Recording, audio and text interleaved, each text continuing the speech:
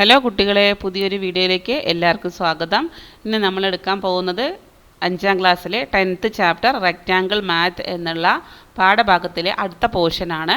Next portion തുടങ്ങുന്നത് measuring boundaries എന്നുള്ള ഒരു പോർഷനാണ് തുടങ്ങുന്നത്. എല്ലാവരും ഇതിന് മുൻപത്തെ വീഡിയോ അപ്ലോഡ് ചെയ്തിട്ടുണ്ട്, അതുകൂടെ പോയി കണ്ട് കണ്ടിന്യൂസ് ആയിട്ട് വാച്ച് ചെയ്യുക.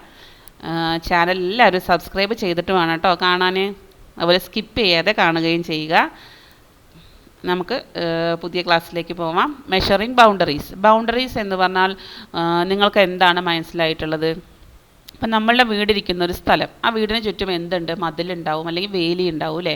അതാണ് ആ വീട് നിൽക്കുന്ന സ്ഥലത്തിൻ്റെ ബൗണ്ടറീസ് എന്ന് പറയുന്നത്.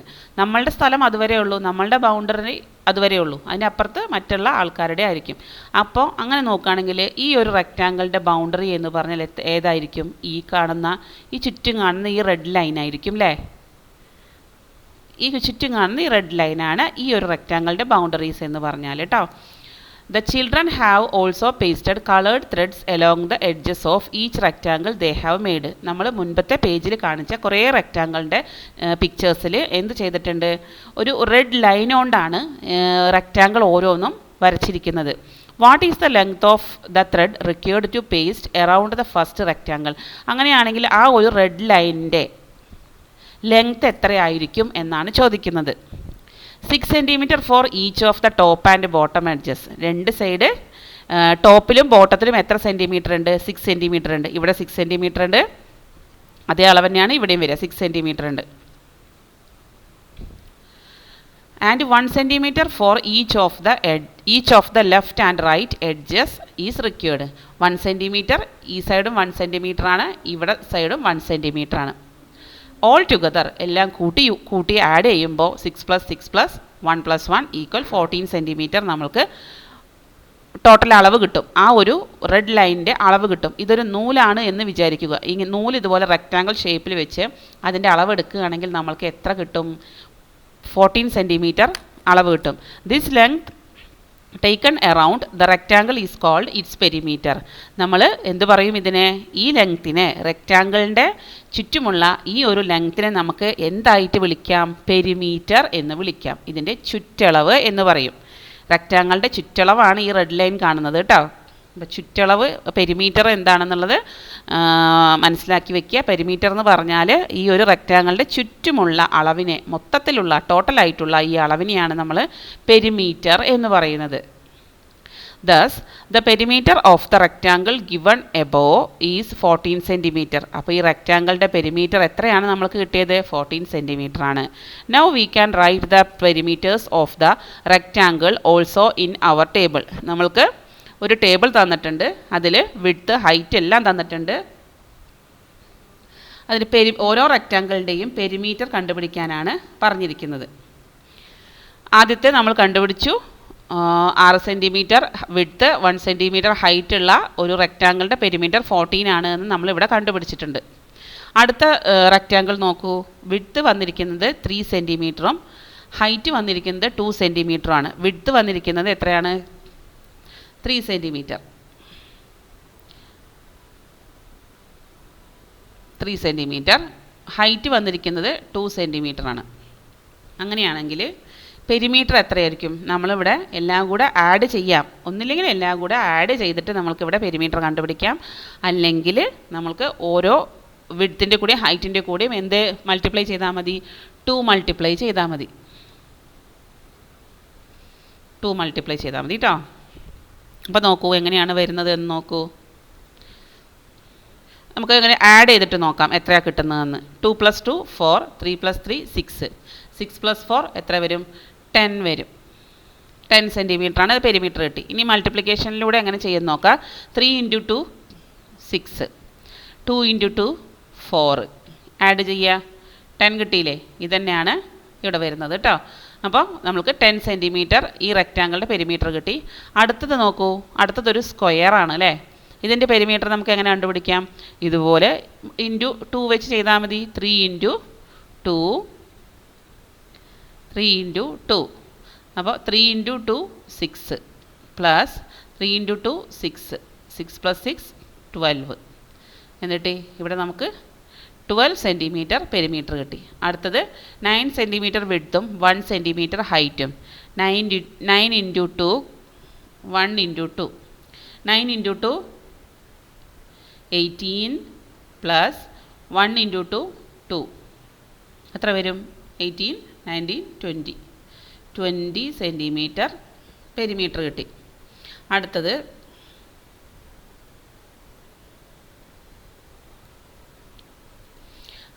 അടുത്തതൊരു റെക്റ്റാങ്കിൾ നോക്കൂ. വിഡ്ത്ത് എത്രയാണ് വരുന്നത്? 4 സെൻറ്റിമീറ്റർ ആണ്. ഇവിടെ നിന്ന് ഇതുവരെയുള്ള അളവ് 4 സെൻറ്റിമീറ്ററും ഇവിടെ നിന്ന് ഇതുവരെയുള്ള അളവ് 4 സെൻറ്റിമീറ്റർ.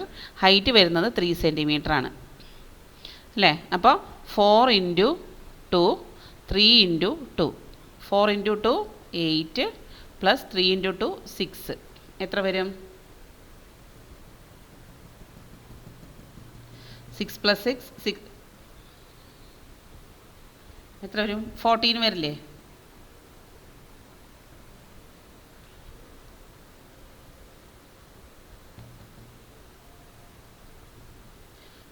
വരും. 14 സെൻറ്റിമീറ്റർ പെരിമീറ്റർ ഈ റെക്റ്റാങ്കിളിൻ്റെ വരും. അടുത്ത റെക്റ്റാങ്കിളിൽ നോക്കൂ. 6 സെൻറ്റിമീറ്റർ വിഡ്ത്തും 2 സെൻറ്റിമീറ്റർ ഹൈറ്റും. അങ്ങനെയാണെങ്കിൽ 6 into 2 2 into 2 6 into 2 2 6 are 12 2 into 2 4 add ചെയ്യുമ്പോൾ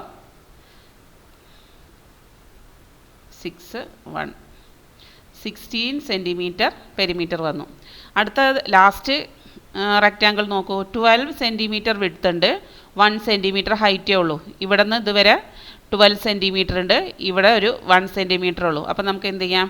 12 ഇൻറ്റു 2 1 ഇൻറ്റു 2 12 ഇൻറ്റു 2 എത്ര വരിക? 12 ഇൻറ്റു 2 ചെയ്ത് നോക്കാം കേട്ടോ. 24. അപ്പോൾ 12 ഇൻറ്റു 2 24 ആണ്. 24 പ്ലസ് 1 ഇൻറ്റു 2 2 എത്ര വരും? 5 6 2 26 ആണ് ലാസ്റ്റ് റെക്റ്റാങ്കിളിൻ്റെ പെരിമീറ്റർ വരുന്നത്. ഇങ്ങനെയാണ് പെരിമീറ്റർ കണ്ടുപിടിക്കേണ്ടത്. മനസ്സിലായല്ലോ എല്ലാവർക്കും? ഈ കാണുന്ന ചുറ്റുമുള്ള അളവിനെയാണ് നമ്മൾ എന്ത് പറയുന്നത്? പെരിമീറ്റർ. പുറമേയുള്ള ഈ അളവിനെ, ചുറ്റുമുള്ള ഈ പുറമേയുള്ള അളവിനെയാണ് നമ്മൾ എന്ത് പറയുന്നത്? പെരിമീറ്റർ എന്ന് പറയുന്നത്. മനസ്സിലായല്ലോ എല്ലാവർക്കും? ഇപ്പം നമ്മൾ മെഷറിങ് ഔട്ട്സൈഡ് നമ്മൾ നോക്കിയില്ലേ, അതിന് പേര് നമ്മൾ പെരിമീറ്റർ എന്ന് പറയും. Measuring inside. ഇനി നമ്മൾക്ക് ആ തന്നിട്ടുള്ള റെക്റ്റാങ്കിളിൻ്റെ ഇൻസൈഡ് അളവ് എത്രയാണെന്ന് നോക്കാം. നമ്മളിപ്പോൾ ഈ റെഡ് ലൈനിൻ്റെ പുറമേയുള്ള അളവാണ് നമ്മൾ നോക്കിയത്. ഇനി ഇതിൻ്റെ ഉള്ളിലൊരു അളവുണ്ടല്ലോ, നമുക്ക് തോന്നും ചിലപ്പോൾ ഒരുപോലെ ആയിരിക്കും, ചിലപ്പോൾ ചെറിയ വ്യത്യാസങ്ങളൊക്കെ വരുമായിരിക്കും. നമുക്ക് നോക്കാം. Measuring inside. Now look at the first and the fifth rectangle in our table. നമ്മൾക്ക് തന്നിട്ടുള്ള ടേബിളിലെ ഒന്നാമത്തെയും അഞ്ചാമത്തെയും റെക്റ്റാങ്കിൾ എടുത്തിട്ടുണ്ട്. The perimeter of both rectangle is 14 centimetre. ഇവിടെ നമ്മൾ എങ്ങനെ നോക്കാം? ഇതിൻ്റെ രണ്ട് റെക്റ്റാങ്കിളിൻ്റെയും പെരിമീറ്റർ എന്ന് പറയുന്നത് 14 സെൻറ്റിമീറ്റർ ആണ് എന്ന് ഇവിടെ പറഞ്ഞിട്ടുണ്ട്.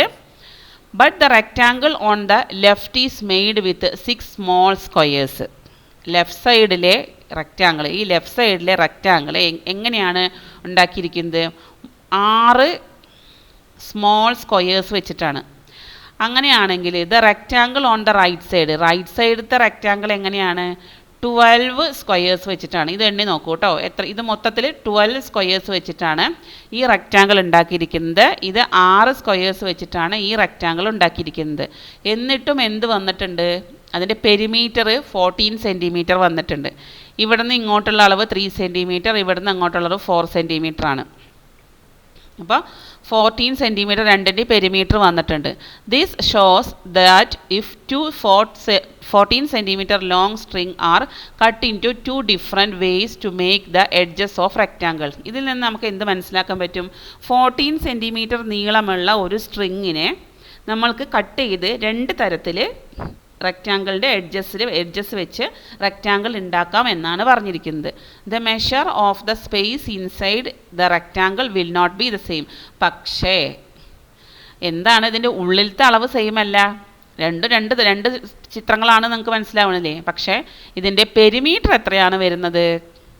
14 സെൻറ്റിമീറ്റർ ആണ്. അപ്പോൾ 14 സെൻറ്റിമീറ്റർ ഉള്ള ഒരു ത്രെഡ്, ഒരു നൂല് ഉപയോഗിച്ചിട്ട് ഈ ഒരു റെക്റ്റാങ്കിളിനെ അളന്ന് നോക്കുക, കിട്ടും.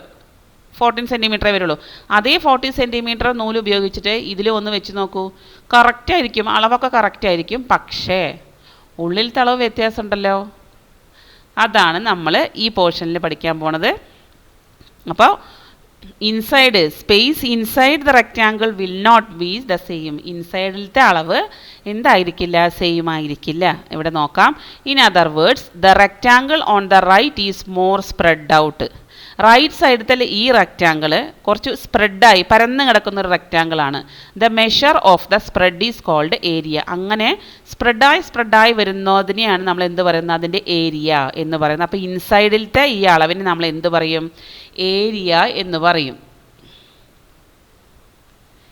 ഏരിയ എന്ന് പറയും. ഔട്ട്സൈഡിൽ നമ്മൾ എന്ത് പറയും, പെരിമീറ്റർ എന്നും പറയും അല്ലേ. ഔട്ട്സൈഡത്തെ അളവിനെ പെരിമീറ്റർ എന്നും ഇൻസൈഡത്തെ അളവിനെ നമ്മൾ എന്ത് പറയും, ഏരിയ. നിങ്ങളിപ്പോൾ തന്നെ പഠിച്ചോളൂ. ഇനിയും തുടർന്നുള്ള ക്ലാസ്സുകളിൽ ഇതെല്ലാം അത്യാവശ്യമാണ് കേട്ടോ. അപ്പോൾ ഏരിയ എന്ന് പറഞ്ഞാൽ എന്താണ്, inside, measurement of the inside. Perimeter എന്ന് പറഞ്ഞാൽ എന്താണ്, measurement of the outside. Just as we measure lengths using fixed lengths such as centimeters and meter, we measure areas using predetermined squares. നമ്മൾക്ക് ഇതിൻ്റെ എങ്ങനെ അളവ് കണ്ടുപിടിക്കാം, നമ്മൾ മുൻപ് വെച്ചിട്ടുള്ള ആ സ്ക്വയർ വെച്ച് നമുക്കിതിൻ്റെ ഏരിയ കണ്ടുപിടിക്കാൻ സാധിക്കുമെന്നാണ് പറയുന്നത്. The area of a square of sides 1 centimetre is said to be the 1 square centimetre. അപ്പം നമ്മൾ ഏരിയ എങ്ങനെയാണ് മെഷർ ചെയ്തിട്ട് പറയാം. ഇപ്പോൾ പെരിമീറ്റർ നമ്മൾ എത്ര പറയും, പെരിമീറ്റർ ഇപ്പോൾ ഇവിടെ വന്ന് 14 സെൻറ്റിമീറ്റർ ചുറ്റളവ് എന്ന് പറഞ്ഞു, പെരിമീറ്റർ എന്ന് പറഞ്ഞു. ഇനി ഇതിൻ്റെ ഇൻസൈഡത്തെ അളവാണ് ഏരിയ എന്ന് മനസ്സിലായി നമുക്ക്. ആ ഏരിയനെ നമ്മൾക്ക് എങ്ങനെ പറയാൻ പറ്റും, ഇപ്പോൾ ഏരിയ 1 സെൻറ്റി, നമുക്ക് 1 senti square of the area of a square of sides 1 centimetre. ഒരു 1 സെൻറ്റിമീറ്റർ സൈഡുള്ള ഒരു സ്ക്വയറിൻ്റെ ഏരിയനെ നമ്മൾ എങ്ങനെ പറയും, 1 സ്ക്വയർ സെൻറ്റിമീറ്റർ. ഒന്നുമില്ല, ഇപ്പോൾ ഇതിൻ്റെ ഏരിയ കണ്ടുപിടിച്ചിട്ട് നമുക്കൊരു 10 സെൻറ്റിമീറ്റർ ആണ് കിട്ടിയെന്ന് വിചാരിക്കുക. അപ്പം നമ്മൾ അതിനെ എങ്ങനെ പറയണം, 10 സ്ക്വയർ സെൻറ്റിമീറ്റർ എന്ന് പറയണം, അത്രേ ഉള്ളൂ. 2 such squares joined together is said to have area 2 square centimeter. 2 square join ചെയ്തിട്ടാണ് അതിൻ്റെ ഏരിയ വരുന്നതെങ്കിൽ അതിനെ 2 സ്ക്വയർ സെൻറ്റിമീറ്റർ എന്ന് വിളിക്കും. 3 of them join together said to have 3 square centimetre. Area എപ്പോഴും നമ്മൾ സ്ക്വയർ സെൻറ്റിമീറ്ററിലാണ് നോട്ട് ചെയ്യേണ്ടത്. മനസ്സിലായല്ലോ. ഇവിടെ നോക്കാം, ഒരു സ്ക്വയർ തന്നിട്ടുണ്ട്. 1 സെൻറ്റിമീറ്റർ സൈഡ് അളവുള്ള ഒരു സ്ക്വയർ ആണ് തന്നിരിക്കുന്നത്. ഏരിയ എങ്ങനെ നമ്മൾ പറയും, ഏരിയ ഈക്വൽ 1 സ്ക്വയർ സെൻറ്റിമീറ്റർ. 2 സ്ക്വയറാണ് ഇവിടെ യോജിപ്പിച്ച് വെച്ചിരിക്കുന്നത്. അപ്പോൾ എങ്ങനെ പറയും, 2 സ്ക്വയർ സെൻറ്റിമീറ്റർ. 3 സ്ക്വയർ യോജിപ്പിച്ചിട്ടാണ് ഈ റെക്റ്റാങ്കിൾ ഉണ്ടായിരിക്കുന്നത്. 3 സ്ക്വയർ സെൻറ്റിമീറ്റർ. ഇൻസൈഡ് അളവാണ് കേട്ടോ പറയുന്നത്, ഔട്ട്സൈഡ് അല്ല, ഇൻസൈഡ് അളവാണ്, ഏരിയയാണ് പറയുന്നത്. ഇവിടെ 4 സ്ക്വയർ വെച്ചിട്ടാണ് എന്തുണ്ടാക്കിയിരിക്കുന്നത്, ഈ ഒരു സ്ക്വയർ ഷേപ്പ് ഉണ്ടാക്കിയിരിക്കുന്നത്. അപ്പോൾ ഇതിൻ്റെ ഏരിയ എത്രയാണ്, ഏരിയ ഈക്വൽ 4 സ്ക്വയർ സെൻറ്റിമീറ്റർ. ഇവിടെ അതുപോലെ 4 സ്ക്വയർ വെച്ചിട്ട് തന്നെയാണ് ഈ റെക്റ്റാങ്കിൾ ഉണ്ടാക്കിയിരിക്കുന്നത്. പക്ഷേ ഷേപ്പ് മാറിയിട്ടുണ്ട് അല്ലേ, അതിനും 4 സ്ക്വയർ സെൻറ്റിമീറ്റർ എന്ന് നമ്മൾ പറയും. അങ്ങനെയാണെങ്കിൽ നമ്മൾക്ക് എന്ത് നോക്കാം, ഇനി നമ്മൾ പെരിമീറ്റർ നോക്കി, ഏരിയ നോക്കി, ഇനി അടുത്ത പിക്ചേഴ്സിൻ്റെ ഏരിയ നോക്കണ്ടേ. ഇതിൻ്റെ ഏരിയ എങ്ങനെയാണ് വരിക എന്നാണ് ചോദിക്കുന്നത്. അപ്പോൾ ഉള്ളിൽ എത്ര സ്ക്വയർ ഉണ്ടെന്ന് മാത്രം നിങ്ങൾ എണ്ണി നോക്കിയാൽ മതി. കാരണം ഒരു സ്ക്വയറിൻ്റെ 4 സൈഡിൻ്റെ അളവുകൾ 1 സെൻറ്റിമീറ്റർ ആണെന്ന് ചാപ്റ്ററിൻ്റെ ഫസ്റ്റ് ഭാഗത്തിലേ പറഞ്ഞിട്ടുണ്ട്. അപ്പോൾ പേടിക്കേണ്ട ആവശ്യമില്ല, ഇവിടെ ഏരിയ മാത്രം നോക്കിയാൽ മതി കേട്ടോ. ഈ ഒരു ടേബിളിൽ ഇവിടെ എന്ത് കൊടുത്തിട്ടുണ്ട്, എത്ര സ്ക്വയർ ഉപയോഗിച്ചിട്ടാണ് ഈ റെക്റ്റാങ്കിൾ ഉണ്ടാക്കിയിരിക്കുന്നത്. 1 2 3 4 5 6. എത്രയാണ് വരിക, 6 തന്നെയാണ് ഇതിൻ്റെ ഉള്ളിലത്തെ അളവ്. 6 സ്ക്വയർ സെൻറ്റിമീറ്റർ. ഇങ്ങനെ എഴുതണമെന്ന് മാത്രം, 6 സ്ക്വയർ സെൻറ്റിമീറ്റർ എന്ന് എഴുതണമെന്ന് മാത്രം. അടുത്തത് എത്ര സ്ക്വയർ വെച്ചിട്ടാണ്, 1 2 3 4 5 6 7 8 9. 9 സ്ക്വയർ യോജിപ്പിച്ചിട്ടാണ് ആ സ്ക്വയർ ഉണ്ടാക്കിയിരിക്കുന്നത്. അപ്പോൾ 9 സ്ക്വയർ സെൻറ്റിമീറ്റർ എന്ന് എഴുതുക. അടുത്ത റെക്റ്റാങ്കിൾ ഉണ്ടാക്കിയിരിക്കുന്നത് എത്ര സ്ക്വയർ വെച്ചിട്ടാ, 1 2 3 4 5 6 7 8 9. 9 സ്ക്വയർ വെച്ചിട്ടാണ്. അപ്പോൾ 9 സ്ക്വയർ സെൻറ്റിമീറ്റർ. അടുത്തത് എത്ര സ്ക്വയർ വെച്ചിട്ടാണ്, 1 2 3 4 5 6 7 8 9 10 11 12. അപ്പോൾ എത്രയാണ് പെരിമീറ്റർ, ഏരിയ വരിക, 12 സ്ക്വയർ സെൻറ്റിമീറ്റർ. അടുത്ത റെക്റ്റാങ്കിൾ എങ്ങനെയുണ്ട്, എത്ര സ്ക്വയർ വെച്ചിട്ടാണ് നോക്കൂ. 1 2 3 4 5 6 7 8 9 10 11 12. എത്രയാണ് വരുന്നത്? 12 സ്ക്വയർ സെൻറ്റിമീറ്റർ. അടുത്ത റെക്റ്റാങ്കിൾ എത്ര സ്ക്വയർ വെച്ചിട്ടാണ്? 12 സ്ക്വയർ വെച്ചിട്ടാണ് അല്ലേ. അപ്പോഴും എത്ര വരുന്നുണ്ട്? 12 സ്ക്വയർ സെൻറ്റിമീറ്റർ വരുന്നുണ്ട്. ഇനി വേറൊരു സിമ്പിൾ വേ പറഞ്ഞുതരാം ഏരിയ കാണാൻ. ഇപ്പോൾ വിഡ്ത്ത് 6 സെൻറ്റിമീറ്റർ ആണ് അല്ലേ. വിഡ്ത്ത് 6 സെൻറ്റിമീറ്റർ ആണ്, ഇതിൻ്റെ ഹൈറ്റ് 1 സെൻറ്റിമീറ്റർ ആണ്. നമുക്ക് ഏരിയ കാണാൻ എന്ത് ചെയ്താൽ മതി? വിഡ്ത്ത് ഇൻറ്റു ഹൈറ്റ് ചെയ്താൽ മതി. വിഡ്ത്ത് എത്രയാണ്? 6, ഹൈറ്റ് 1, 6 ഇൻറ്റു 1 6 കിട്ടിയില്ലേ. അതുപോലെ ഇവിടെ വിഡ്ത്ത് എത്ര വന്നിരിക്കുന്നത്? 3 ആണ്. 3 ആണ് ഈ റെക്റ്റാങ്കിളിൻ്റെ വിഡ്ത്ത്. ഹൈറ്റ് വന്നിരിക്കുന്നത് 2 ആണ്. നമ്മളുടെ ഒരു ഇക്വേഷൻ, ഏരിയ കാണാനുള്ള ഇക്വേഷൻ നമുക്കിവിടെ എങ്ങനെ ചെയ്യാം? Area equal width into height. Width into height എന്ന് ചെയ്താൽ മതി. ഒരു സെക്കൻഡ്, നമുക്കൊരു equation area equal width into height ചെയ്താൽ മതി കേട്ടോ. അപ്പോൾ ഏരിയ കാണാൻ നമ്മൾ എന്ത് ചെയ്യും? അടുത്ത ഈ ഒരു ഇത് നോക്കൂ, ഇതിൻ്റെ വിഡ്ത്ത് എത്രയാണ്? 3 ഇൻറ്റു ഹൈറ്റ് എത്ര വരുന്നത്? 2 ഈക്വൽ 6 സ്ക്വയർ സെൻറ്റിമീറ്റർ. എത്ര കിട്ടി? 6 സ്ക്വയർ സെൻറ്റിമീറ്റർ. ഇവിടെ 6 സ്ക്വയർ കിട്ടിയില്ലേ. അങ്ങനെയാണ് ഇതിൻ്റെ എത്രയാണ് വിഡ്ത്ത്?